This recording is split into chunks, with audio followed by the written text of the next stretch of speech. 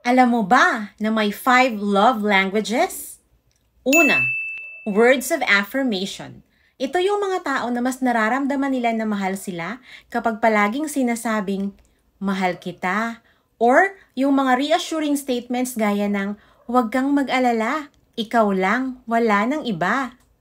Pangalawa, physical touch. Ito yung mga tao na mas nararamdaman nila na mahal sila kapag palagi silang niyayakap or kapag naglalakad ay ang magkahawak kamay.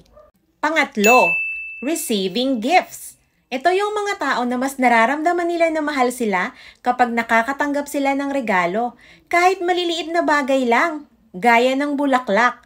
Sila yung mga tipo ng tao na sobrang kinikilig sa mga surprises. Pang-apat, quality time. Ito yung mga tao na mas nararamdaman nila na mahal sila kapag palagi silang magkasama ng mga partner or asawa nila, manood ng sine or mamasyal, o kahit nga nasa bahay lang. Basta, spending quality time with each other. Pang-5, acts of service. Ito yung mga tao na mas nararamdaman nila na mahal sila kapag pinagsisilbihan sila, yung tipong pinagluluto ng pagkain, or hinahatid sundo sa trabaho. Ikaw, ano ang love language mo?